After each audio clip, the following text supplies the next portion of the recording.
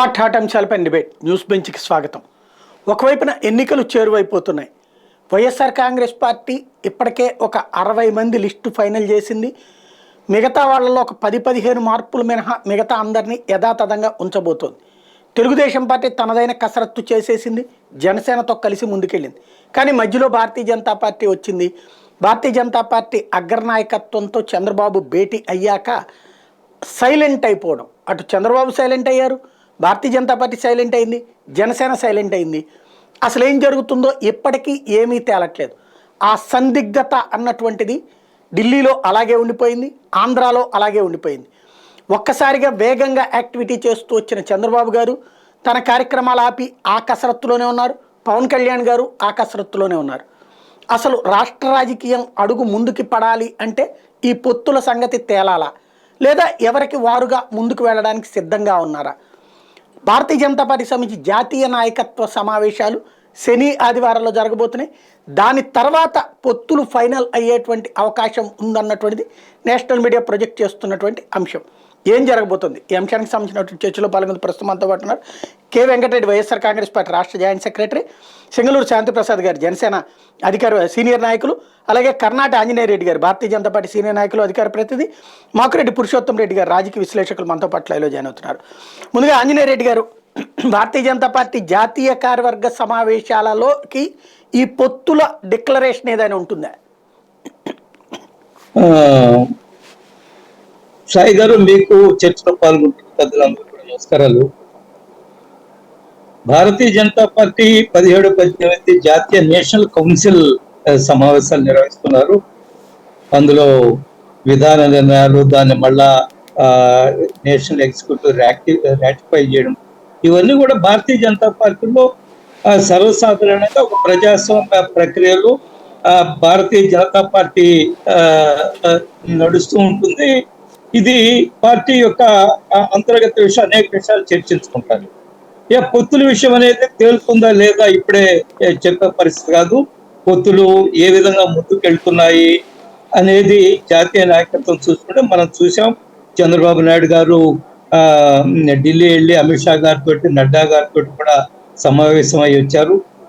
మీరు ఇందాక ప్రారంభ వ్యాఖ్యల్లో ఎవరి పార్టీ వాళ్ళు కామ్ అయిపోయారో, ఎవరు మాట్లాడడం లేదు అంటే, మేము ఈరోజు పొత్తుల విషయంలో రాష్ట్ర పార్టీ శాఖ ఒక విధంగా మాట్లాడే పరిస్థితి లేదు. మేము కామ్గా లేము. మేము మా పార్టీ కార్యక్రమాలు రేపు 22వ తేదీ కూడా మా మాజీ ముఖ్యమంత్రి శివరాజ్ సింగ్ చౌహాన్ గారు ఎదురు వస్తున్నారు. మేము రాష్ట్రాన్ని 25 నియోజకవర్గాన్ని 5 క్లస్టర్లుగా విభజించి 5 క్లస్టర్లుగా బహిరంగ సభ నిర్వహిస్తున్నాం. ఇక్కడ 22వ తేదీ పెద్ద ఎత్తున శివరాజ్ సింగ్ చౌహాన్ తీసుకొచ్చి బహిరంగ సభ నిర్వహిస్తున్నాం. మేము పొత్తులతో ఉంటాయా లేదనేది పక్కన పెడితే, మా పార్టీ కార్యక్రమాలు మేము ప్రజల్లోకి వెళ్ళడం, మేము ఎవరు ఆశావహులు ఉన్నారు, లోక్సభ పోటీ చేసే వాళ్ళు ఎవరు ఉన్నారు, అసెంబ్లీకి పోటీ చేసే వాళ్ళు ఎవరు ఉన్నారు, ఆశావహులు లిస్టులు తయారు చేయడం, వారి యొక్క ఆలోచన తీసుకోపోవడం, పరిశీలకులు వెళ్ళారు, అన్ని జిల్లాలకు వెళ్ళారు, ఆశావహులు లిస్టు కూడా తయారు చేశారు. అందరూ కూడా ఈరోజు ఎన్నికల రణరంగంలోకి దిగడానికి అనేక మంది ఉత్సాహంతో ఉన్నారు. మా పార్టీ కార్యకర్తలు, మా పార్టీ నాయకులు. మాకు ఒక విశ్వాసం ఉంది. ఎందువల్లంటే ఈ 10 సంవత్సరాల సమయంలో నరేంద్ర మోడీ గారు దేశం కోసం, ప్రజల కోసం, అదేవిధంగా ఆంధ్రప్రదేశ్ కోసం ఏం చేశామనేది మేము వికసిత భారత్ సంకల్ప యాత్ర పేరుతోటి మేము పెద్ద ఎత్తున గ్రామాలకు వెళ్ళాం.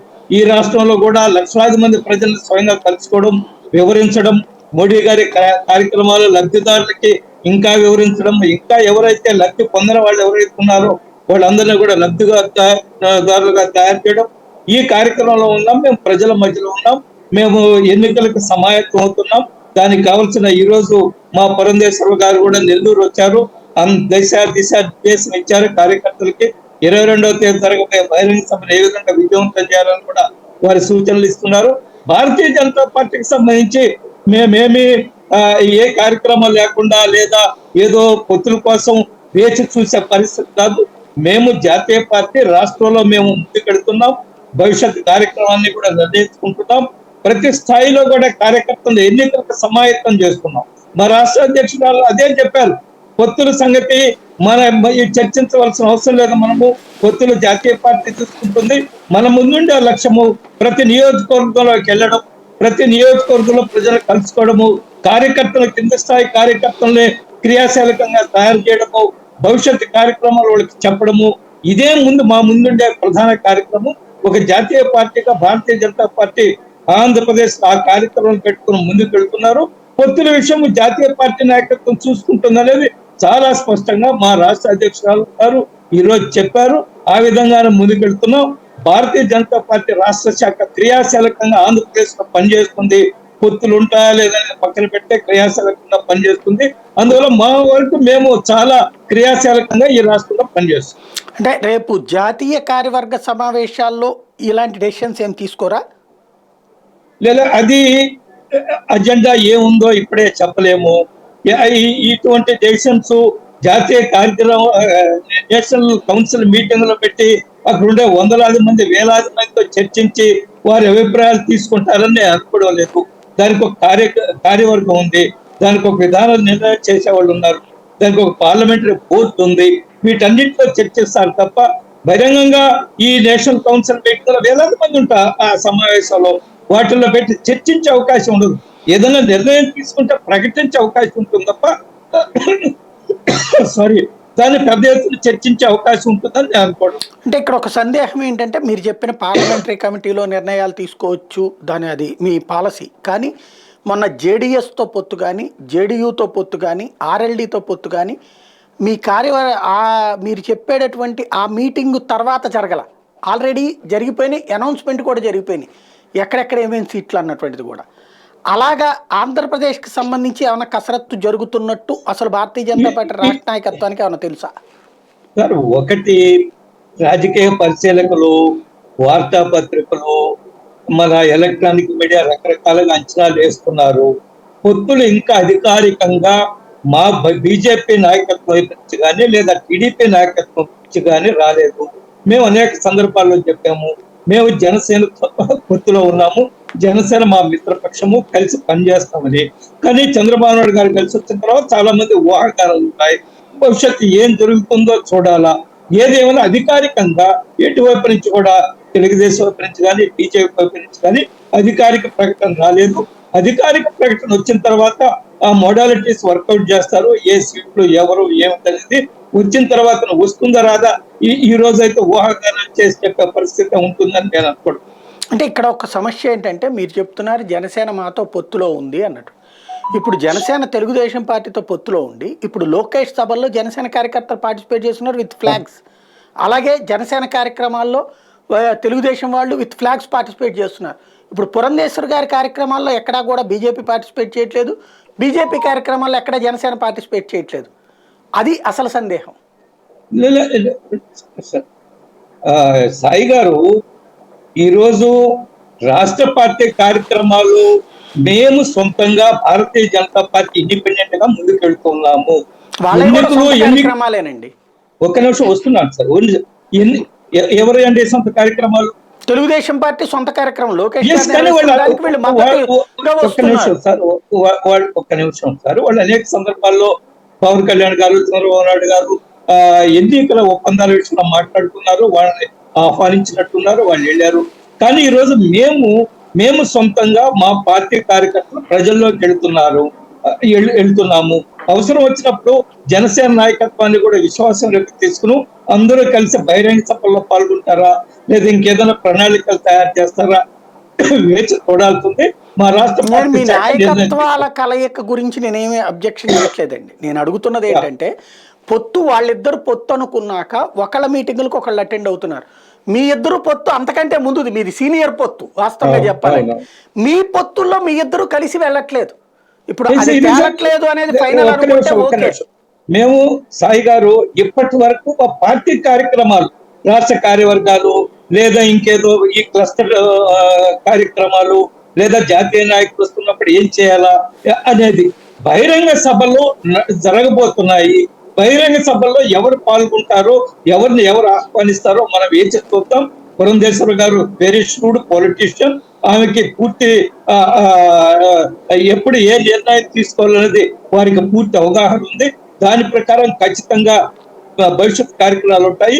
ఒకటి స్పష్టం, మేము మా కార్యక్రమాలు కలిసారా, మేము కలవలేదు అని పక్కన పెడితే చాలా స్పష్టంగా జనసేన పవన్ కళ్యాణ్ గారు చెప్పారు, మా నాయకత్వం చెప్పింది, మేము జనసేనతో ఉన్నామని మేము చెప్పాము, బీజేపీతో కలిసి నడుస్తున్నామని వారు చెప్పారు. కాబట్టి భవిష్యత్తు కార్యక్రమాలు బహిరంగ సభల్లో ఎవరితో పాల్గొంటారో మనం వేచి చూద్దాం. రైట్. ఇప్పటికైతే ప్రస్తుతం జనసేనతో మీ పొత్తుంది. మీ ఇద్దరు పోనీ సీట్ల సర్దుబాటు చర్చ ఏదైనా జరిగినాయి? అటువంటి చర్చ నాకు తెలిసి ఏమి జరగలేదండి. I don't, to my knowledge అటువంటిది జరిగినట్లుగా నేను అనుకోలేదు. రైట్. శాంతి ప్రసాద్ గారు, ఇక్కడే కన్ఫ్యూజన్. మీ మిత్రులు, ఒక మిత్రులతో చర్చ జరగలేదు, ఇంకో మిత్రులతో చర్చ జరుగుతోంది. ఇంకోటి అసలు ముగ్గురి పొత్తుకి సంబంధించిన చర్చ అయితే రాష్ట్ర స్థాయిలో అసలు ఏం జరగలేదు, జాతీయ స్థాయిలో కూడా మీ ముగ్గురి మధ్య చర్చ జరగలేదు. అసలు ఏం జరగబోతోంది? సాయి గారు, మీకు ప్యానల్ ఉన్న పెద్దలు, సోదరులకు చూస్తున్నట్టు నమస్కారం. భాజపాతో మేము కలిసి మాట్లాడాల్సింది, పొత్తు పరంగా మేము చర్చించుకోవాల్సింది. ఎందుకంటే మాది భావజాల సారూప్యతున్నది. విధానాల పరంగా మా ఇద్దరి సిద్ధాంతాలు ఒకటే. మాది గతంలోనే దాని మీద అనౌన్స్ చేయడం జరిగింది. అప్పుడే మేము చెప్పడం కూడా జరిగింది. మేము ఏ పార్టీకి ఆ పార్టీలకు దిగుతామో, ఎన్నికల సమయంలో సీట్లతో కలిసి మేము ఎన్నికల ముందు ప్రజల దగ్గరికి వెళతాము. అదే పందా నడుస్తుంది. కాకపోతే ఇప్పుడు మీరు చెప్పినట్లుగా మాకు ఏమైందంటే, చంద్రబాబు నాయుడు గారు అరెస్ట్ తర్వాత పవన్ కళ్యాణ్ గారు రాజమండ్రి కేంద్ర కార్యాలయం బయట పొత్తు ప్రకటన చేసిన తర్వాత తెలుగుదేశం కూడా మా జనసేన పార్టీకి అధికారికంగా పొత్తులోకి వచ్చింది. అయితే ఇక్కడ జరుగుతున్న సంగతి ఏంటంటే, భాజపాకి మాకు ఇప్పుడు అభిప్రాయ భేదాలు లేవు కాబట్టి మేము వీళ్ళకి కలవాల్సిన అవసరం లేదు.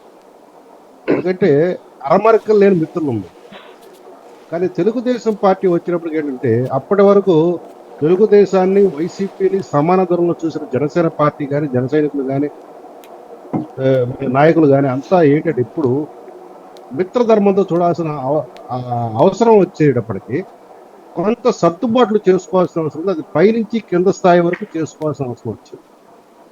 ఎక్కడా కూడా ఎటువంటి అభిప్రాయ భేదాలు రాకుండా రేపు ఎన్నికల ముంగిటికి వెళ్లాల్సిన అవసరం వచ్చింది. కాబట్టి అక్కడ ఆత్మీయ కలయికలు ఉన్నాయి, ఆత్మీయ సమావేశాలు ఉన్నాయి, నియోజకవర్గాల వారీగా ఉన్నాయి, మండలాల వారీగా ఉన్నాయి. ఎందుకు అంటే రేపు ఎన్నికల సమయానికి ఎటువంటి భేషజాలు లేకుండా, అరమరికలు లేకుండా, అప్పటి వరకు కూడాను కలహించుకున్నా కానీ ఇక నుంచి మనం ఎటువంటి కలహాలు ఉండకూడదు, అభిప్రాయ భేదాలు ఉండకూడదు అనే ఉద్దేశంతో ఈ రెండు పార్టీలకి ఆత్మీయ కలయిక ఏర్పాటు చేయండి. మరి భాజపాతో మీరు ఎందుకు ఏర్పాటు? భాజపాతో మాకు అటువంటి విభేదాలు లేవు, అభిప్రాయ భేదాలు కూడా లేవు. కాబట్టి మేము ఆ రకంగా సమావేశం పెట్టుకోవాల్సిన అవసరమే లేదు. ఇకపోతే కొన్ని చోట్ల మీరు కూడా గమనించే ఉంటారు, 2-3 చోట్ల కొంత విభేదాలు వచ్చిన మాట వస్తుంది. అటువంటి విభేదాలు ఏమైనా ఉంటే ముందే ఐడెంటిఫై చేసుకుని వాటిని సార్ట్అవుట్ చేసుకోవడం కోసం ఈ రెండు పార్టీలు ఆత్మీయ కలయిక సమావేశాలు పెట్టుకున్నాయి. ఆ పరంగా నడుస్తున్నాయి. ఇకపోతే భాజపా ఈ రోజు వరకు ఎక్కడా కూడాను బహిరంగ సభలు ఏర్పాటు చేయాలి. బహిరంగ సభలు ఏర్పాటు చేస్తే అక్కడ జనసేన కార్యకర్తలు కనపడకపోతే మీరు అడగాలి. కాబట్టి తెలుగుదేశం పార్టీ బహిరంగ సభలు ఏర్పాటు చేస్తుంది. అక్కడ జనసేన కార్యకర్తలు, జనసేన జెండాలు కనపడుతుంది. కానీ భాజపా అధికారికంగా ఎన్నికల కోసం ఇప్పటి వరకు ఎటువంటి బహిరంగ సభ ఏర్పాటు చేయాలి. ఏది చేసినా వాళ్ళ పార్టీ అంతర్గత సమావేశాలు, పార్టీ కేడర్తో సమావేశాలు జరుగుతారు. వాటికి జనసేన కార్యకర్తలు వెళ్లాల్సిన అవసరం లేదు కదా. అది వాళ్ళు అంతర్గతంగా చేసుకుంటున్న నిర్మాణాత్మకమైన పనులు అయినప్పుడు దానికి జనసేనతో పని లేదు కాబట్టి మేము వెళ్ళట్లేదు. దాన్ని మీరు ప్రశ్నిస్తే దానికి నేను దగ్గర సమాధానం ఉండదు. ఎందుకంటే నా సమాధానం ఇదే కాబట్టి. అదే వాళ్ళు అధికారికంగా బహిరంగ సభలు పెట్టినప్పుడు జన సైనికులు వెళ్ళకపోతే మీరు ప్రశ్న ఇస్తే దానికి మేము సమాధానం చెప్పకపోతే అప్పుడు ఔచిత్యం ఉంటుంది. మంచి పాయింట్. కాబట్టి ఒకటి, ఇప్పుడు ఢిల్లీలో అమిత్ షా గారిని చంద్రబాబు గారు కలిసి వచ్చిన తర్వాతన పవన్ కళ్యాణ్ గారు, చంద్రబాబు గారు మీటింగ్ అవ్వబోతున్నారు, అట్లాగే ఢిల్లీకి పవన్ కళ్యాణ్ గారు పిలుస్తున్నారు అన్నటువంటి ప్రచారము జరిగింది. ఫైనల్గా అయితే ఏమీ జరగలేదు. అలాగే అటు తెలుగుదేశం పార్టీ ఏమీ తేల్చలేదు, ఇటు జనసేనకు సంబంధించి ఏమీ తేల్చలేదు. మీ ఇద్దరిది కలిపి లిస్ట్ ఫైనల్ చేసుకుంటున్నారా, లేకపోతే బీజేపీతో కూడా కలిపి ఫైనల్ అవుతుందా, ఢిల్లీ దానికోసం వెయిట్ చేస్తున్నారా? ఇప్పుడు మీరే చెప్పారు అది ప్రచారం జరుగుతుందని. అది వాస్తవంగా అయినప్పుడు, ప్రచారం అయినప్పుడు దానికి మేమెక్కడ సమాధానం చెప్తాం? రెండు మీడియాలు ఎట్లా ఉన్నాయంటే అత్యుత్సాహంగా కుక్క తోక నూపాలన్నట్టుగా కాకుండా తోకే కుక్క నూపాలన్నట్టుగా తయారైన మీడియా యొక్క నైజాలు. వాళ్ళు వార్తలు రిలీజ్ చేస్తారు, దానికి మమ్మల్ని సమాధానం చెప్పమంటారు రాజకీయ పార్టీలుగా. ఇది జరిగేది కాదు. మేము చెప్పిన తర్వాత అది వార్త అవ్వాలి, కానీ వాళ్ళు చెప్పి అది వార్తని అడగడం మొదలు పెడుతున్నారు. కాబట్టి అధికారికంగా చంద్రబాబు నాయుడు గారు అమిత్ షా గారిని కలవడం అనేది అందరికీ తెలిసిన విషయం. అమిత్ షా గారి గారు చంద్రబాబు నాయుడు గారితో కలిసింది అనేది కూడా అందరికీ తెలిసిన విషయం. వారు ఏం చర్చించుకున్నారు అంతర్గతంగా భవిష్యత్తు కోసం అనేది ఇద్దరిలో ఎవరు బయట పెట్టనంత వరకు, అంటే ఒకళ్ళ ప్రపోజల్స్ ఇంకోళ్ళకి ఇచ్చారు, వాళ్ళు వాటి మీద మదనం చేస్తున్నట్టుగా అవగాహన అవుతుంది. అవి తేలిన తర్వాత పవన్ కళ్యాణ్ గారు కూడా కూర్చున్న తర్వాత ఈ ముగ్గురు కలయికలో మొత్తం అనౌన్స్మెంట్లు ఉంటాయి. నాకు తెలిసి నంద్యాల సభ మొన్న చంద్రబాబు నాయుడు గారు మొన్న ప్రకటించడం కూడా వచ్చింది వార్తలు. నేను అంటే పూర్తి స్థాయిలో గమనించలేదు, కానీ వాట్సాప్లో వచ్చిన వార్తలు బట్టి నేను చూస్తున్నది ఏంటంటే, సీట్లు ప్రకటన కానీ ఇవన్నీ కూడా ఎన్నికల సమయంలో మాత్రమే మేము ప్రకటిస్తాము, ఇంక్లూడింగ్ మై సీట్ అని కూడా చంద్రబాబు నాయుడు గారు చెప్పాడని మా వార్త వస్తుంది. సో ఎన్నికల నోటిఫికేషన్ వచ్చే వరకు ఈ పొత్తుకు సంబంధించి జనసేన, భాజపా, తెలుగుదేశం పొత్తుకు సంబంధించిన అభ్యర్థులు ప్రకటన అనేది బహుశా ఇప్పట్లో ఉండకపోతే ఎన్నికల ప్రకటన వచ్చిన మరుక్షణం దాని మీద ఒక స్పష్టత వస్తుంది, ప్రకటన విడుదలవుతుంది, వాళ్ళు కార్యరంగంలో పెడతారు, ఆ కార్యక్షేత్రంలో పనిచేస్తారు. అంటే ఇక్కడ భారతీయ జనతా పార్టీ జట్టులోకి వస్తుందా లేదా అన్నది క్లారిటీ ఏమైనా ఉందా? అంటే మీకు ఆ వైపు నుంచి ఏమైనా క్లారిటీ ఇచ్చారా బీజేపీ వైపు నుంచి? అమిత్ షా గారి క్లారిటీ ఇచ్చారు కదా, మేము ఎవరిని వదులుకోలేదు, వాళ్ళంతా వాళ్ళు మమ్మల్ని వదిలి వెళ్ళిపోయిన వాళ్ళు మళ్ళీ వస్తానంటే మేము ఆహ్వానిస్తామని అమిత్ షా గారు చెప్పిన తర్వాత దాన్ని కాదంటే మేమెవరు అండి?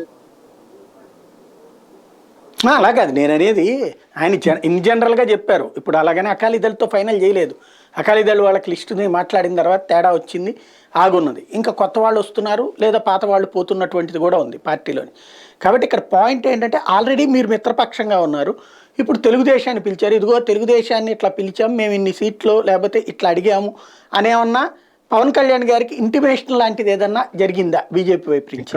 ఇక్కడ పవన్ కళ్యాణ్ గారికి చెప్పాల్సింది చంద్రబాబు నాయుడు గారు అమిత్ షా గారికి చెప్పాలి, అమిత్ షా గారు చంద్రబాబు నాయుడుతో దాన్ని అంగీకరించాలి. వాళ్ళిద్దరిది డిసైడ్ చేసుకునేటట్టు మీరు కూడా ఉంటారు కాబట్టి, ఇదిగో వాళ్ళకి ఇట్లా ప్రపోజల్ చెప్పాం మన ఇద్దరి తరపున అని కానీ, లేదా మా తరపున ఇట్లా చెప్పామని కానీ సహజ మిత్రులైన మీతో చెప్పాలి కదా.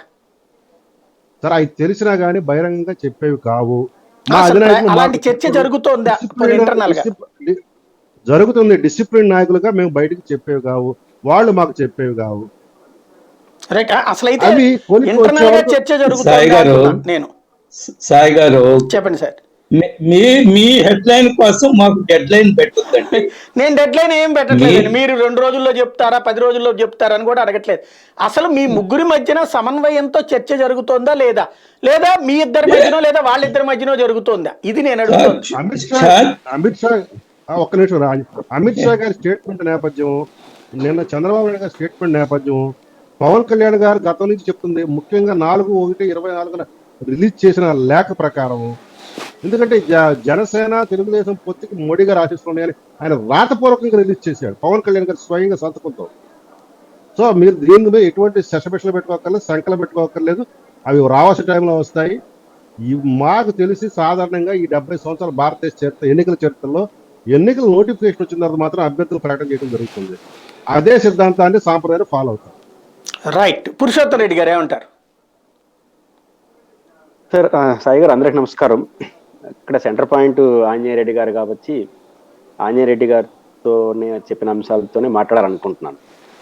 ఒకటి, వారు పదే ప్రస్తావిస్తున్న అంశం ఏంటంటే, మీడియాలో ఊహాగానాలు, విశ్లేషకుల విశ్లేషణలు, వీటిని దృష్టిలో వీళ్ళు చేసే వాటిలో మేము ఎట్ట బాధ్యత వహిస్తామన్నట్టు చెప్తున్నారు.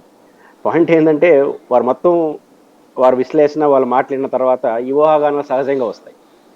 బేసిక్ పాయింట్ ఏంటంటే, 2 రకాలు ఉంటాయి రాజకీయాల్లో. ఒకటి భావ సారూప్యత, రాజకీయ సారూప్యత. ఇప్పుడు బీజేపీ, జనసేన, తెలుగుదేశం మధ్య కుదురుతుందా కుదరదా, ఏమవుతుంది ఏంటనే దాని చర్చ రాజకీయ సారూప్యత కనిపిస్తాం తప్ప భావ సారూప్యత లేదు. భావ సారూప్యత ఎలా ఉంటుంది?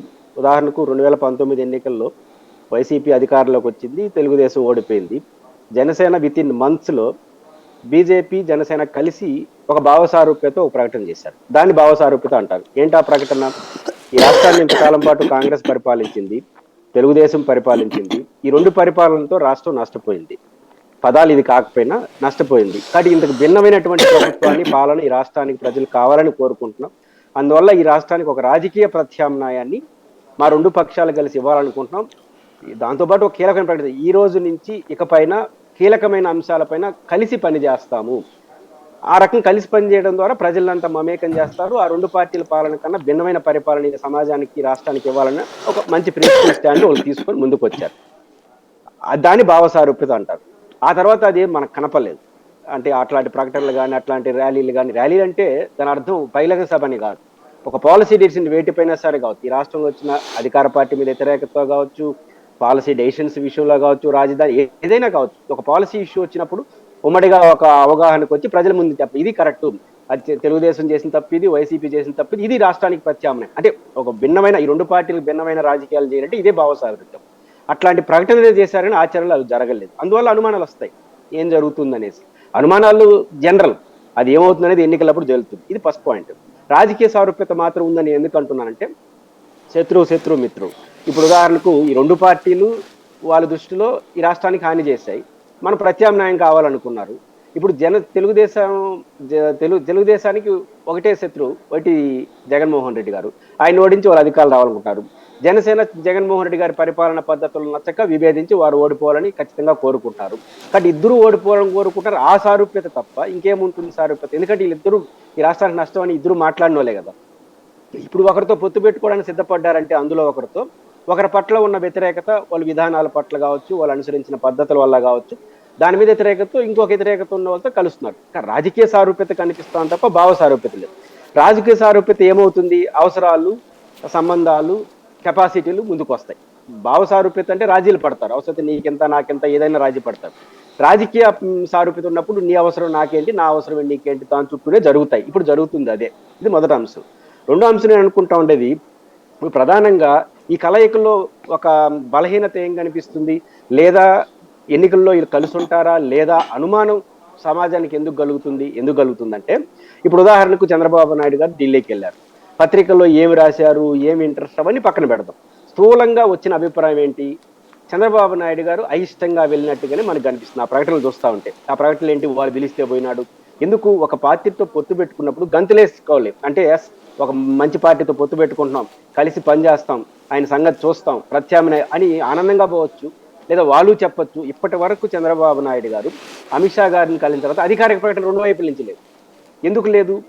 ఎందుకు లేదంటే ఏమి ఇంకా క్లారిటీ వచ్చిందా లేదా వాళ్ళు అంతర్గత విషయం. పాయింట్ ఏంటంటే, ఒక రాజకీయ పార్టీతో పొత్తు పెట్టుకోవాలనుకున్నా, అవగాహన చేసుకోవాలనుకున్నా చాలా ఆనందంగా చేసుకుంటారు, ఎవరైనా సంతృప్తిగా చేసుకుంటారు. కానీ ఇక్కడ నాకు సంతృప్తి కన్నా ఏదో ఒక అవసరం, ఏదో ఒక తెలియని భయం, ఇవన్నీ కనిపిస్తాయి. తెలుగుదేశం పార్టీ చేస్తున్న ప్రకటనలు చూస్తాం. తెలుగుదేశం వాళ్ళ పత్రికలు చేసే ప్రకటనల జోలికి నేను అట్లా ఇంకా పరాకాష్ఠ చేయలేదు.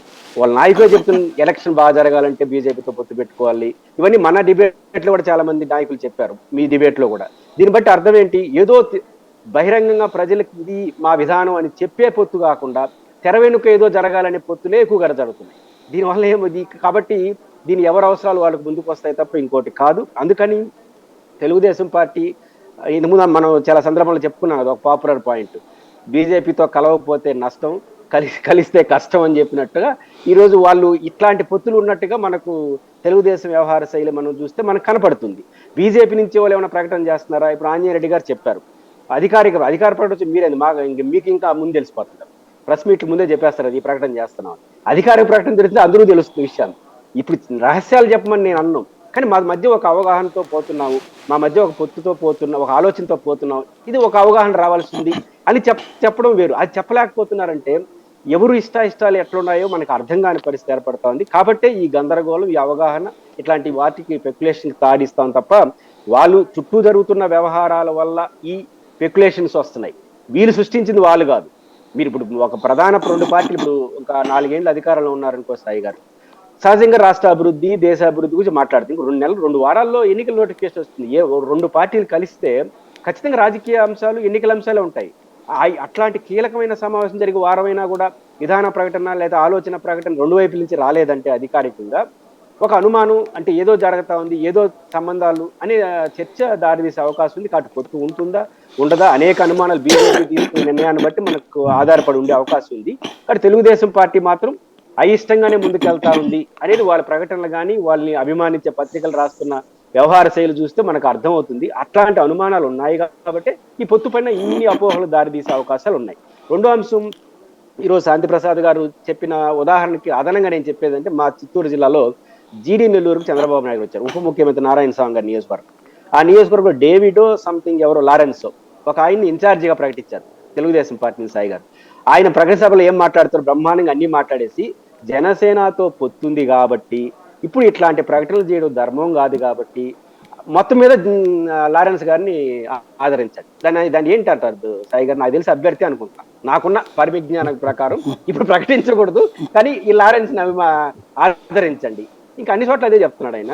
కాబట్టి పాయింట్ ఏంటంటే 175 నియోజకవర్గాల్లో నాకున్న సమాచారం కాదు, నేను విన్నాను కూడా, మా తిరుపతికి కూడా వచ్చాయి. ఇప్పుడు తిరుపతి పొత్తుందా లేదా? పొత్తు లేదు.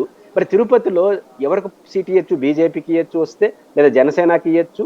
జనసేనకి ఇచ్చే అవకాశాలు ఎక్కువ ఉంటాయి నేను కూడా నమ్ముతాను. ఎందుకంటే చిరంజీవి గారు ఇక్కడ ఎమ్మెల్యే గెలిచారు, ఏ కారణం చూసినా వాళ్ళకి మంచి నియోజకవర్గం అవుతుంది జనసేనకి.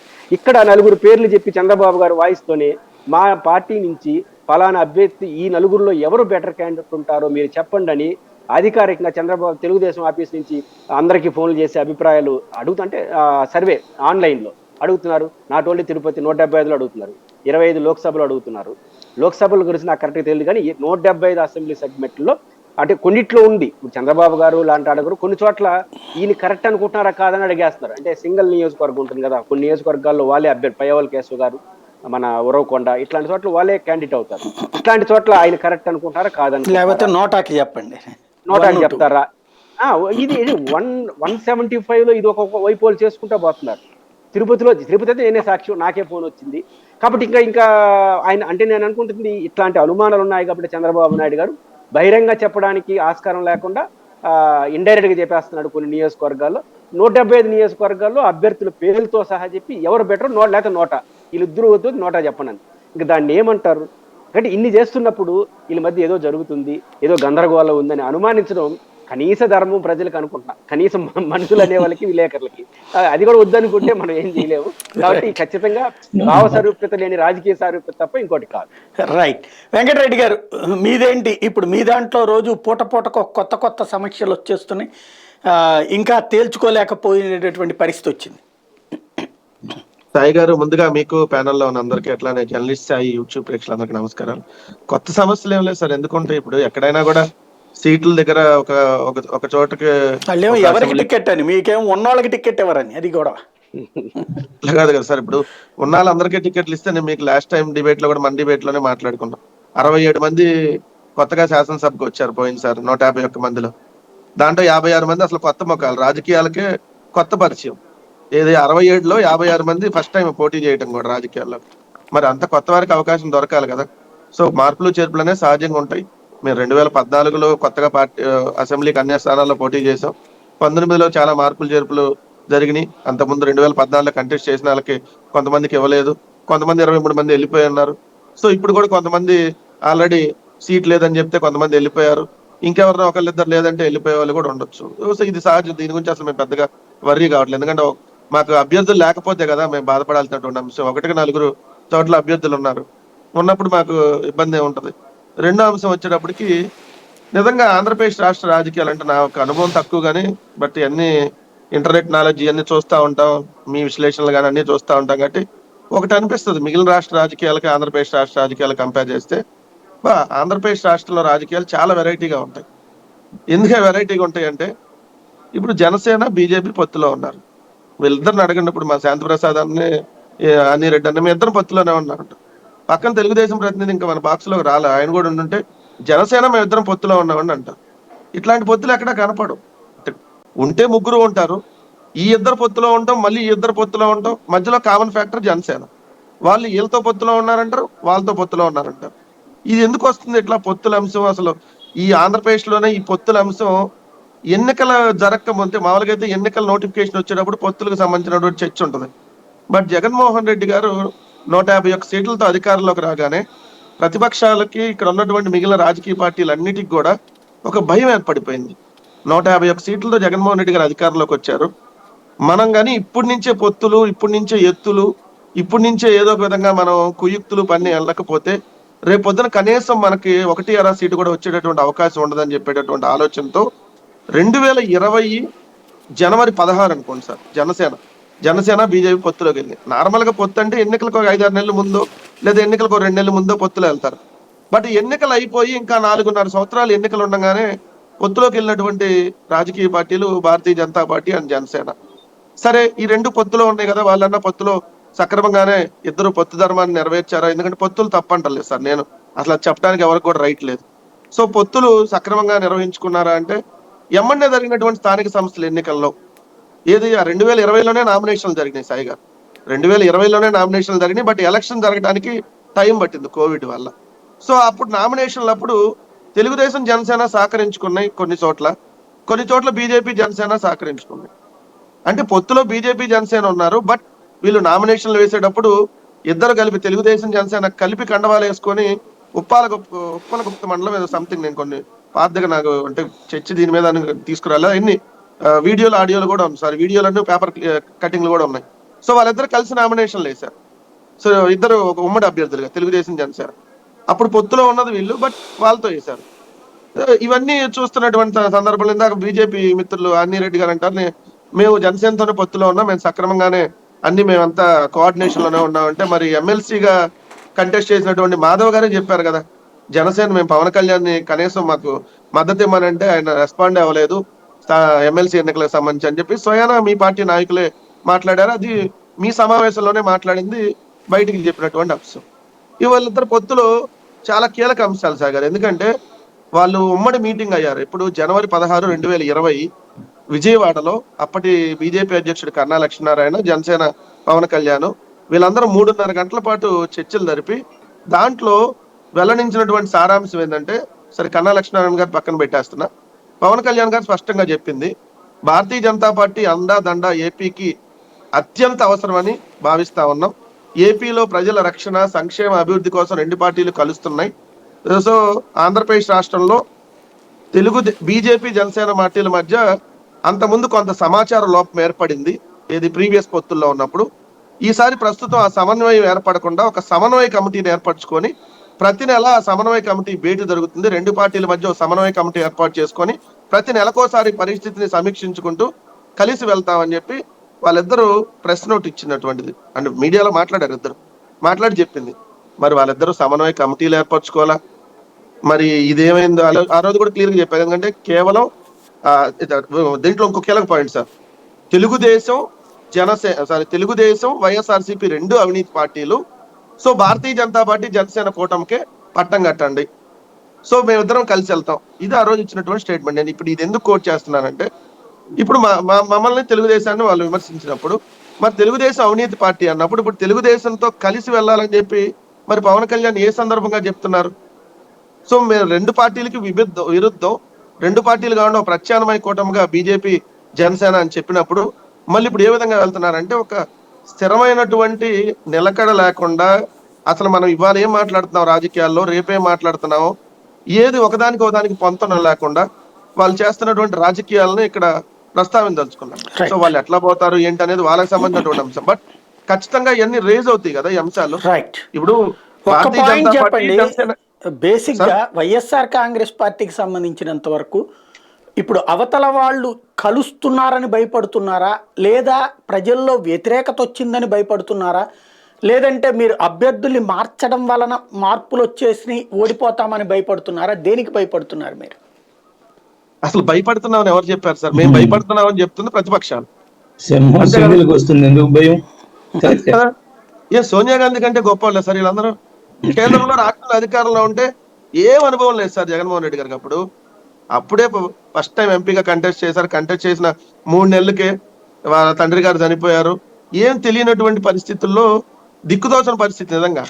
ఆ పరిస్థితిలోనే జగన్మోహన్ రెడ్డి గారు భయపడకుండా రాజీనామా చేసి సొంతంగా పార్టీ పెట్టుకొని 5,40,000 ఓట్లతో పార్లమెంట్ గడప దొక్కితే వీళ్ళందరూ కలిసి వస్తున్నారంటే అసలు వాళ్ళందరూ విడిగా ఉంది ఎప్పుడు మీరు చెప్పండి. అంటే కానీ ఇక్కడ సమస్య ఏంటంటే, మీరు ఒకవైపున ఈ డిబేట్లలో మాట్లాడుతున్నారు కానీ రోజు మీ పత్రిక చూసినా మీ నాయకుల మాటలు చూసినా వాళ్ళ ముగ్గురి మధ్యన విభేదాలు రావాలన్న ప్రయత్నమే చేస్తున్నారు.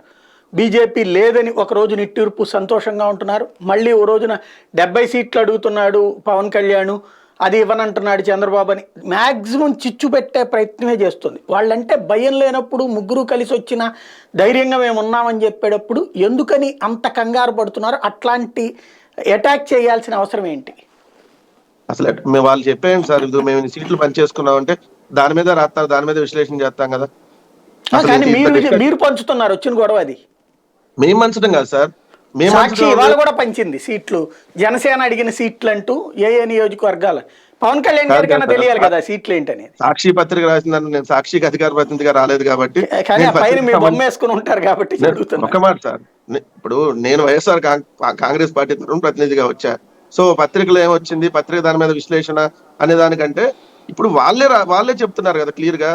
ఇప్పుడు తెలుగుదేశం జనసేన నాయకుల మధ్య జరుగుతున్నటువంటి దాంట్లోనే వాళ్ళ పత్రికలు రాస్తున్నాయి కదా సార్. ఇప్పుడు ఆంధ్రజ్యోతి ఎవరి పత్రిక? ఆంధ్రజ్యోతి రాసిన పత్రిక వేరు, మా పార్టీ వేరు అని చెప్తారు తెలుగుదేశం. ఇప్పుడు సరే అవునన్నా కాదన్నా సరే, మీరు సాక్షి వైఎస్ఆర్ కాంగ్రెస్ పార్టీ దాన్ని పక్కన పెడదాం, ఓకే. సో మేమంటే వాళ్ళ మీద బురద జల్తా రాస్తా ఉంటారు కదా, దాన్ని కూడా పక్కన పెడదాం. ఇప్పుడు వాళ్ళకి అనుకూల పత్రికే కదా, వాళ్ళ పొత్తుని బాగా సక్సెస్ అవ్వాలని కోరుకుంటున్నటువంటి పత్రిక ఒకటి ఆంధ్రజ్యోతి కదా. మరి ఆ పత్రికలోనే 32 ఐడిగాడు ఫైనల్ గా 20 అయితే తేలింది అని చెప్పి క్లియర్ గా రాసింది వాళ్ళే కదా. దాని మీద ఖండనే ఇవ్వలేదు వాళ్ళు, దాని మీద ఖండన ఇవ్వకుండా వాళ్ళే కదా అవకాశం కల్పిస్తుంది. లేదంటే అప్పుడు ఎప్పటినే నాదెండ్ల మనోహర్ గారు వచ్చి, లేదంటే ఒక ప్రెస్ నోట్ వచ్చి అసలు ఇన్ని సీట్ల మధ్య చర్చలు జరగలేదు, ఆ పత్రికలో వచ్చిన దాన్ని మీరు నమ్మొద్దని ఏదో అంటే సింపుల్ గా తేలిపోయేది కదా. రెండోది బీజేపీ కూడా దానికి సంబంధించి కొన్ని ఇప్పుడు అదే పత్రికలో బీజేపీ మీద కూడా వార్తలు వస్తున్నా, ఎందుకు మోడీ గారు అదే అమిత్ షా గారు పదే ఫోన్ చేసి పిలిస్తేనే వెళ్ళాడు చంద్రబాబు నాయుడు గారు అంటే వాళ్ళు ఖండించట్లేదు. ఖండించినప్పుడు మేము అవతల ప్రత్యర్థి పార్టీగా మేము ఆరోపణలు చేయడంలో తప్పే ఉంటుంది దాంట్లో. రైట్. ఆంజనేయ రెడ్డి గారు, నాకు మధ్యలో వెంకటరెడ్డి గారు చేసిన వ్యాఖ్య, మోడీ గారి విషయంలో వ్యాఖ్య చేశారంటే అది మధ్యలో కట్టయింది. ఏమన్నారు? అమిత్ షా గారు చంద్రబాబు నాయుడు గారికి ఫోన్ చేసి రమ్మని బతిలాడితే పాపం ఇంకా తప్పదు కదా, కేంద్ర హోంశాఖ మంత్రి మళ్ళీ ఏమన్నా వెళ్ళకపోతే బాధపడతాడు, లేదంటే యాక్షన్ తీసుకుంటాడని వెళ్ళారు కదా. అచ్చా, ఓకే. సాయి గారు, మనము మౌలికంగా విషయాన్ని మర్చిపోతున్నాం. హలో, చెప్పండి. ఎన్నికల నోటిఫికేషన్ కంటే ముందు ఎన్నికల షెడ్యూల్ వస్తుంది సాయి గారు. ఎన్నికల షెడ్యూల్ వచ్చిన తర్వాత ఎన్నికల నోటిఫికేషన్ ఎప్పుడు వస్తుంది? గతంలో 7 విడతలుగా ఎన్నికలు జరిగాయి మనకి దేశవ్యాప్తంగా.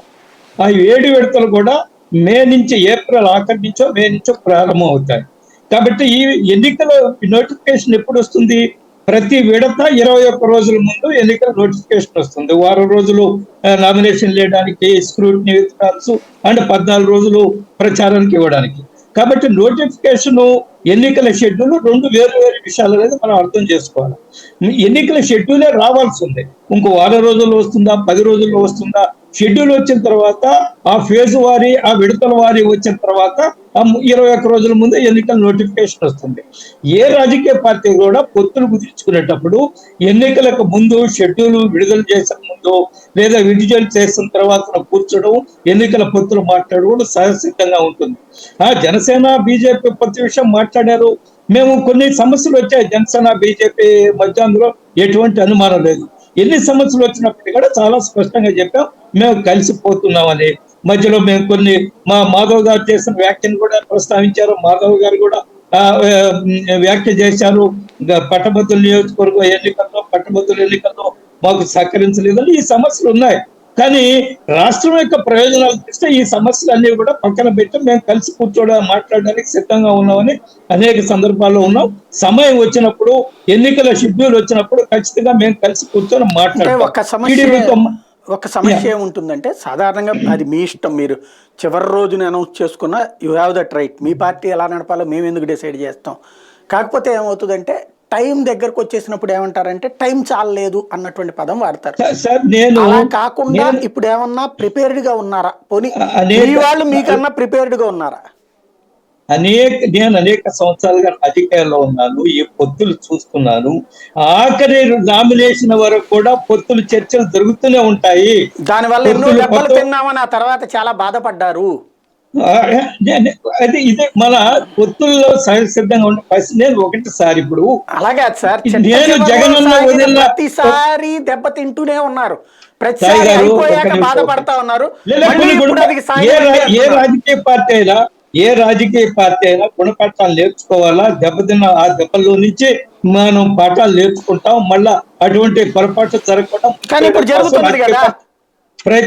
ఏమండి, ఇప్పుడు మీరు పోటీ సింగల్ గా చేసినా తప్పులేదు, పొత్తుగా చేసుకున్నా తప్పులేదు, కానీ మీ మధ్యన సమన్వయం చేసుకోకపోతే చిట్ట చివరిలో కార్యకర్తలు ప్లస్ ఖచ్చితంగా సాధ్యమవుతుంది. ఒక్క నిమిషం సార్, ఖచ్చితంగా సమన్వయం ఉంటుంది. జనసేన బీజేపీ మధ్య పర్ఫెక్ట్ అండర్స్టాండింగ్ ఉంటుంది. బహిరంగంగా వచ్చి మేము అప్పుడు మాట్లాడుకున్నాం, ఇప్పుడు మాట్లాడుకున్నా చెప్పవలసిన అవసరం లేదు. ఎప్పటికప్పుడు జనసేన రాష్ట్ర నాయకత్వము ఏమండి ఇంకో మిత్రులు వదిలేస్తున్నారు. ఒక్క నిమిషం వస్తున్నాను సార్, నేను దానికి వస్తున్నాను. జనసేన బీజేపీ నాయకత్వం ఎప్పటికప్పుడు మాట్లాడుకుంటున్నారు, సందర్భాన్ని బట్టి వ్యూస్ ఎక్స్చేంజ్ చేసుకుంటున్నారు, చర్చలు జరుగుతున్నాయి. కానీ బహిరంగంగా పేపర్ల వాళ్ళ ముందు కూర్చొని మీ ముందు కూర్చొని చర్చలు చేయాలి కూడా సార్. జరిగే పని కాదు. చెప్పేవాళ్ళు ఈ మధ్య చెప్పలేదు కాబట్టి మీ ఇద్దరి మధ్యన సమన్వయం లేదని వాళ్ళిద్దరిది అయితే చెప్తున్నారు వాళ్ళు ప్రెస్ మీట్ పెట్టి. మరి తెలుగుదేశం సార్ ఒక్క నిమిషం అండి, నేను జగనన్న వదిన బాణాన్ని అని చెప్పిన వాళ్ళ ఈ రోజు జగన్మోహన్ రెడ్డి గారి మీద బాణాలు వేస్తున్నారు కదా. మనం చూసాం కదా రాజకీయాలు ఎటువంటి తెలుగుదేశానికి అమ్ముడుపోయింది కాంగ్రెస్ పార్టీ, తాకట్టు పెట్టారు కాంగ్రెస్ పార్టీ అన్న కాంగ్రెస్ పార్టీకే వారు వచ్చి అధ్యక్షురాలు అయ్యారు. ఈ రాజకీయాల్లో నడుస్తుంటాయి కదా. ఈ రోజు వారి మీద ఏ విధంగా చంద్రబాబు మీద ట్రోల్ చేస్తున్నారు, ఎంత అసభ్యంగా మాట్లాడుతున్నారు, విజయలక్ష్మి గారి మీద, చిరంజీవి గారు మనం చూస్తున్నాం కదా రాజకీయాల్లో. కాబట్టి రెండు రాజకీయ పార్టీలు ఒక ఒప్పందం కుదుర్చుకొని ముందుకెళ్ళాల తర్వాత కొన్ని సమస్యలు వస్తాయి. ఆ సమస్యలు అందరూ అనుమానం లేదు, ఆ సమస్యలు మేము అధిగమిస్తాము, ఇందులో ఎటువంటి అనుమానం లేదు. తెలుగుదేశం ప్రశ్న వచ్చినప్పుడు జాతీయ పార్టీ తెలుగుదేశం, గతంలో మేము తెలుగుదేశంతో కలిసి పనిచేశాం, కొన్ని అనుభవాలు మాకున్నాయి తెలుగుదేశం తోటి. ఆ అనుభవాలన్నింటినీ దృష్టిలో పెట్టుకుని ముందుకు ఏ విధంగా వెళ్ళాలని చెప్తారు. అమిత్ షా గారు చాలా స్పష్టంగా చెప్పారు, ఈ ఎన్నికల ఈ క్లారిటీ వస్తుంది, తొందరలో క్లారిటీ వస్తుందని కూడా చెప్పారు. కాబట్టి మేము చాలా స్పష్టంగా ఉన్నాము. మేము అన్ని నియోజకవర్గాల్లో నో డౌట్ మీరు అనే దాంట్లో అమిత్ షా గారు చెప్పిన త్వరలో క్లారిటీ వస్తుందని. ఆ క్లారిటీ అధిష్టానంగా మీకు ఇస్తుందా, మీతో సంప్రదించి ఇస్తుందా? అట్లాంటి సంప్రదింపుల పర్వం ఏమన్నా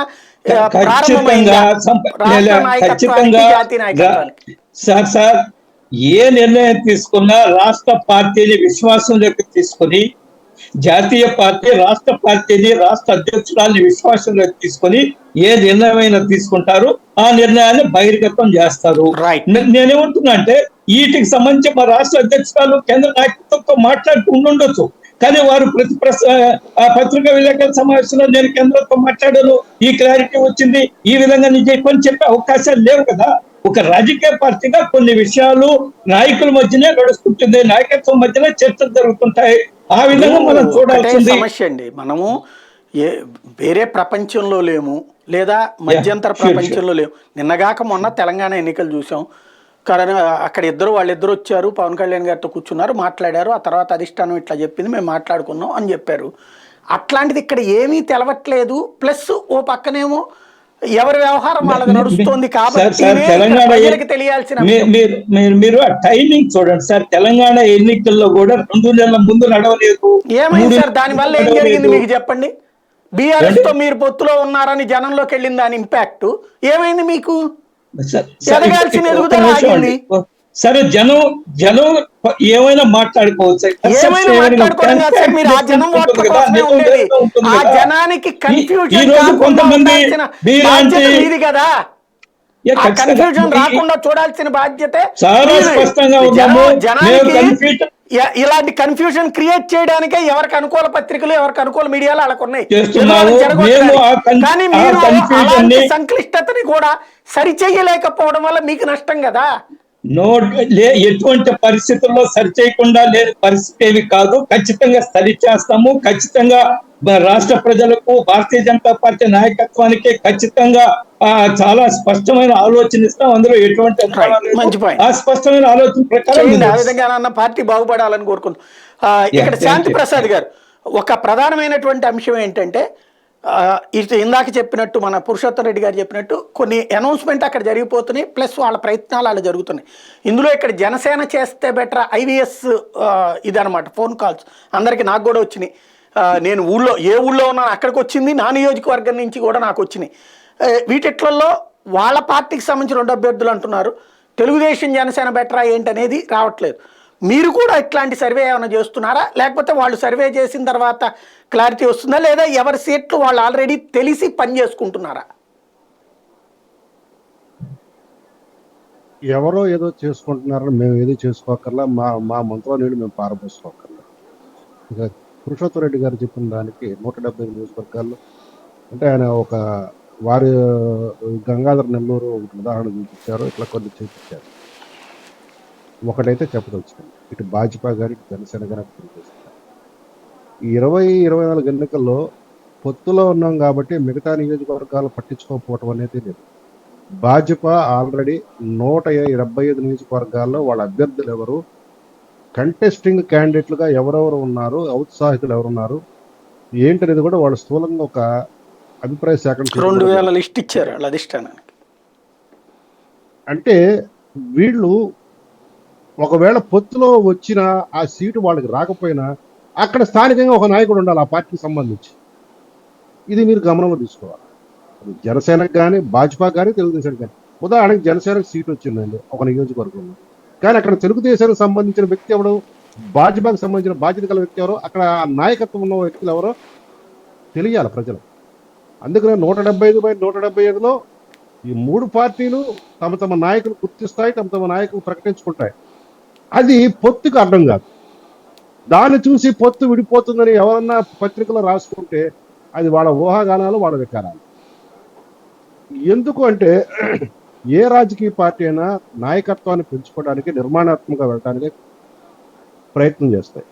ఇప్పుడు భాజపా ఆ ప్రయత్నం చేస్తే, జనసేన ఆల్రెడీ 170 నియోజకవర్గాల్లో కూడా నాయకత్వాన్ని పెంపు కోసం మేము ప్రయత్నం చేస్తున్నాము. 170 నియోజకవర్గం మాకు ఆల్రెడీ ఐడెంటిఫైడ్ నాయకులు ఉన్నారు. కానీ కొంత లాస్ట్ టైం ఏంటంటే 134, 135 స్థానాల్లో మాత్రం మేము అభ్యర్థులు నిలబెట్టడం జరిగింది జనసేన తరఫున.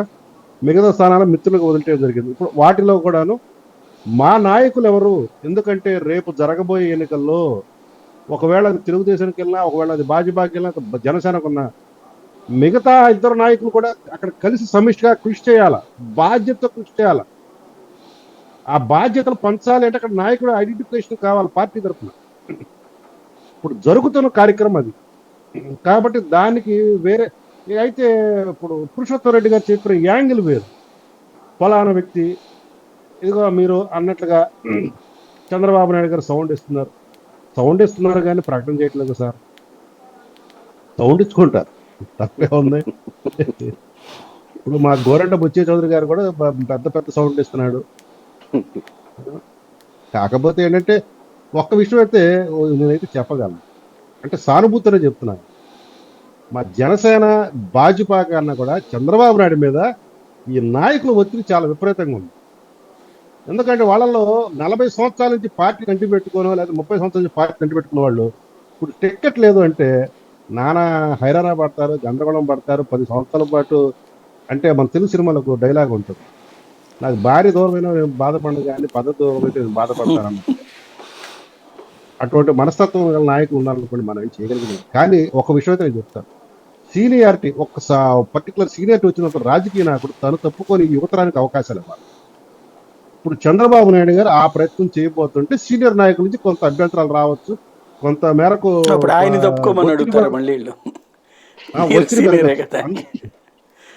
అందుకు ఆయన కూడా స్టేట్మెంట్ చేయడం, నా సీటు కూడా నేను ఖరారు చేసుకోలేదని. మీరు అంతకుముందు రామచంద్రాపురంలో కూడా ఇదే స్టేట్మెంట్ ఇచ్చారు చంద్రబాబు నాయుడు గారు, గుర్తుందో లేదో.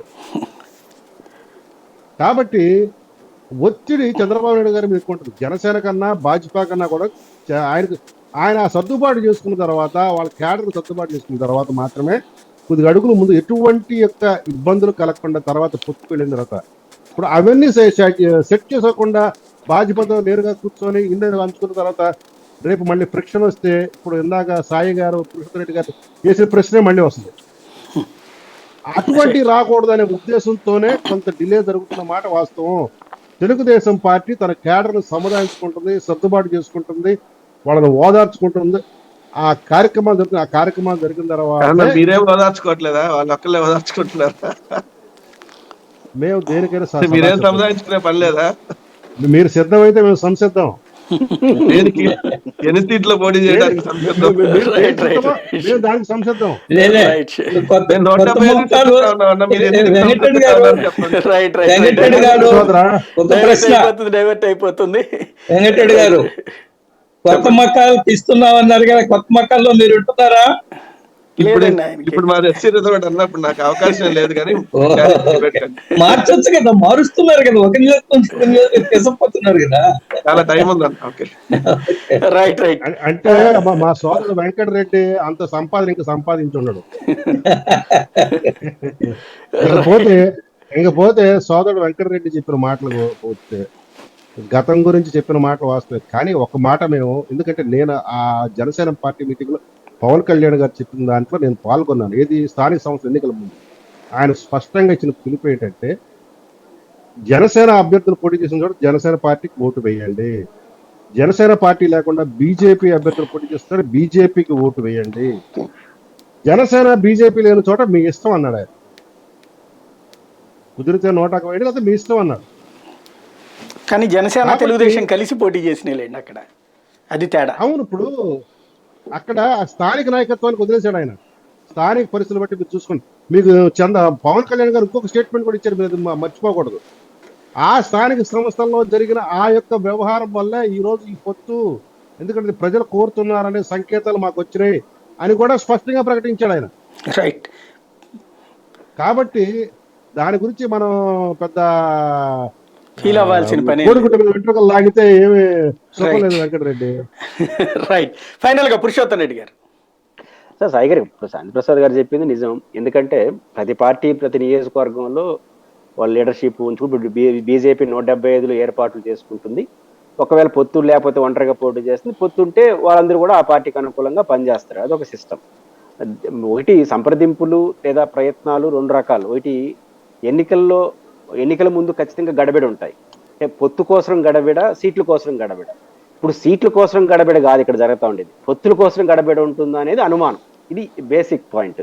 పొత్తులు ఉదిరిన తర్వాత ఖచ్చితంగా 3 పార్టీ 4 వాళ్ళేమో ఇన్నేళ్ళు పరిపాలించిన వాళ్ళు, వీళ్ళు కొత్తగా రాజకీయాలకు వచ్చినవాడు, సీటుకు వచ్చినప్పుడు ఎవరైనా బాధపడతారు, భయపడతారు, ఇంకొకరిని వదులుకోవడానికి ఇబ్బంది పడతారు. ఆ గొడవ పెద్ద ఇష్యూ కాదు. అది కొన్ని రోజులు రచ్చరచ్చగా ఉంటుంది, అది అయిపోతుంది సీటు అనౌన్స్ చేసిన తర్వాత.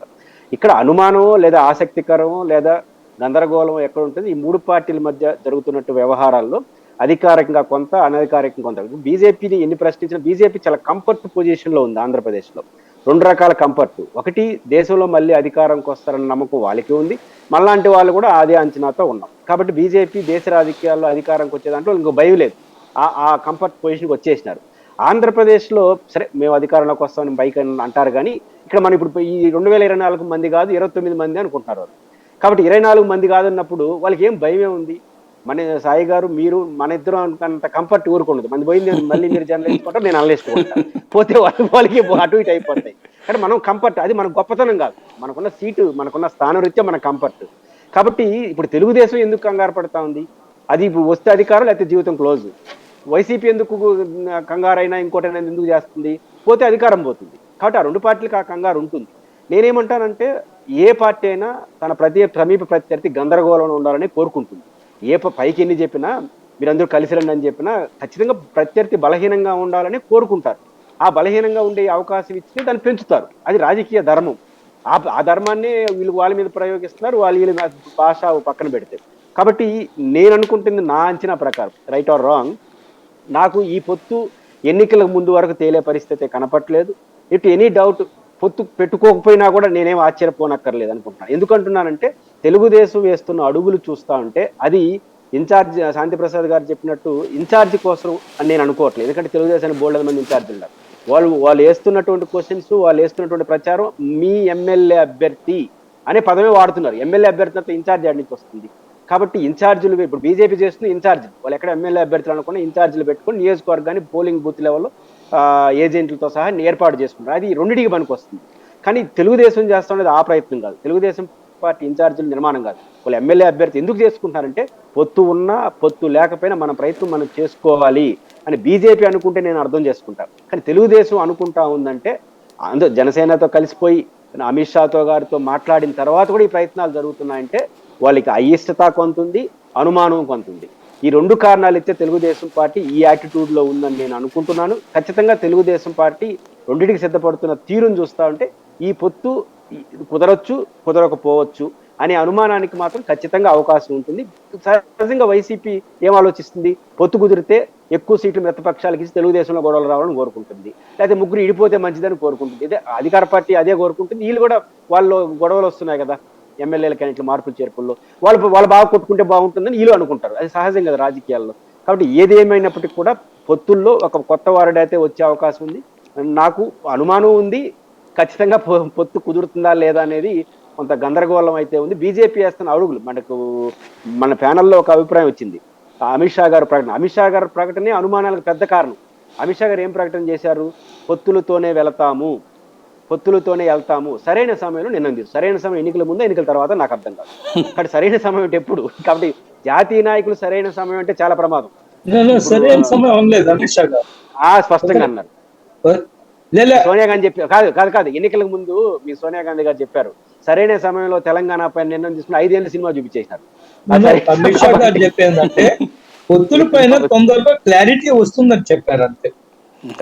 సరైన సమయంలో వాడారు, సరైన సమయం అన్నట్టుగా నేను ఒక్క నిమిషం పురుషోత్తం రెడ్డి గారు, మీరు అనుమాన పడుతున్నారా, పొత్తులు జరుగుతాయని ఆందోళన చెందుతున్నారా? నాకు ఏ ఆందోళన లేదు, ఎవరు గెలిస్తే ఓకే, దెన్ నో ప్రాబ్లం. అంటే మా వెంకటరెడ్డి చెప్తాను కదా, ముందు చిన్న మాట చెప్పండి రెడ్డి గారు, దాన్ని క్లారిఫికేషన్ ఇవ్వాలి కదా. ఇప్పుడు వాస్తవంగా తెలుగుదేశం పార్టీ అదే పందాలో వెళుతుంది అనుకున్నాం. నష్టం ఎవరు జరుగుతుంది? జనసేనకు నష్టం ఉండదు, భాజపాకి నష్టం ఉండదు. కానీ ఎవరు దెబ్బతింటారు? అధికారం. ఇప్పుడు మళ్ళా జగన్ రెడ్డి గారు ముఖ్యమంత్రి అయ్యారనుకోండి, తిరిగి ఎన్నికయ్యారనుకోండి, ఎవరు ఎక్కువగా నష్టపోతారు? తెలుగుదేశం. కాబట్టి ఎవరు కూడాను సూసైడ్ చేసుకోవడానికి సిద్ధపడరు. ముందు బతకాలి, బతికిన తర్వాత సంఖ్య చూడాలి. రైట్. ఫైనల్ గా రెడ్డి గారు, ఇప్పుడు శాంతిప్రసాద్ గారు చెప్పిన దానికి కంటిన్యూ చేస్తాను. ఎందుకంటే సిద్ధపడతాడు చంద్రబాబు నాయుడు ఖచ్చితంగా. మీరు అన్నట్టుగా ఆయన పొత్తులో వెళ్ళకపోయినా చంద్రబాబు నాయుడుకి నష్టం. వెళితే సీట్ల విషయంలో నష్టం, వెళ్ళకపోయినా కూడా భారతీయ జనతా పార్టీ రానప్పుడు ఆయన చెప్పేదాని ప్రకారం వాళ్ళ దగ్గరికి వెళ్ళి పొత్తు అని చెప్పిన జనసేన తెలుగుదేశం కలిసి వెళ్తాయి. అప్పుడు భారతీయ జనతా పార్టీ రాదు, అయినా కూడా చంద్రబాబు నాయుడుకి నష్టం. సో అల్టిమేట్ గా వాళ్ళు 2 పార్టీలు కలిసి వస్తాయా, 3 పార్టీలు కలిసి వస్తాయా, ఎంతమంది కలిసి వచ్చినా మేము సిద్ధంగానే ఉన్నాం అంటున్నాం. ఇక్కడ ఎవరు ఆందోళన చెందాల్సిన పని లేదు. వాళ్ళ పార్టీలో ఆందోళనలు ఉన్నాయి. ఎందుకంటే ఏ సీటు పోతుందో, ఎవరు ఇస్తారా లేదా, అసలు ఎన్ని పోవట్లేదు. ఎందుకంటే ఆయన గౌరవప్రదం అంటున్నాడు, మొన్నటిదాకా గౌరవప్రదం అన్నాడు. ఆ గౌరవప్రదం 20 కాగిద్దా, 30 కాగిద్దా, అంతకు మించి వెళ్తే గౌరవప్రదమా కాదా, అసలు ఏంటనే దాని మీద వాళ్ళు ఆందోళన చెందాల్సిన పరిస్థితులు. సో భారతీయ జనతా పార్టీ కూడా పాపం సింగిల్ గా పోటీ చేద్దాం అనుకుంటారు కదా. వీళ్ళు పొత్తులు లేకపోతే 175 మంది మంది దాంట్లో ఆడియో తేడా వస్తుంది. రెడ్డి గారు నాకు తెలుసు అంతకు ముందు కూడా కంటెస్ట్ చేస్తున్నారు. ఆడియో తేడా వస్తుంది ఇప్పుడు ఆయనకు ఉండదు కదా రేపు పొద్దున. సో ఆందోళన 175కి 175 అభ్యర్థులను ప్రకటించేస్తా ఉన్నాం. సో 175 కొట్టడానికి మేము సిద్ధంగా ఉన్నాం. Right. Thank you very much అండి వెంకటరెడ్డి గారు, శాంతిప్రసాద్ గారు, ఆంజనేయ రెడ్డి గారు, పురుషోత్తం రెడ్డి గారు. ఇది పరిస్థితి. ఓవరాల్గా చూసుకుంటే పొత్తులకు సంబంధించిన ఎత్తులు అయితే మాత్రం ఎప్పటికప్పుడు నడిచిపోతున్నాయి. కాకపోతే ఆ ఎత్తులు గతంలోకి మళ్ళీ బయటికి చెప్పే ఉద్దేశం లేదు. అదే సందర్భంలో ఈ పొత్తు ఉంటుందా లేదా అన్నటువంటి దానికి ఉండటానికే 100కి 99% అవకాశం ఉంది. కాకపోతే సీట్లకి సంబంధించిన సర్దుబాటు అమిత్ షా ఏం చెప్పారు అన్న పాయింట్ చుట్టూతానే ఉండటం. కానీ జాతీయ మీటింగ్ అయితే జరుగుతుంది, కానీ అక్కడ ఈ పొత్తుల విషయం ఖరారు కాదు అన్నది భారతీయ జనతా పార్టీ చెప్తోంది. కాబట్టి ఆ తర్వాత జాతీయ సమావేశాలు, కార్యవర్గ సమావేశాల తర్వాత మాత్రమే దీని మీద తుది రూపం వచ్చేటటువంటి అవకాశం కనబడుతుంది.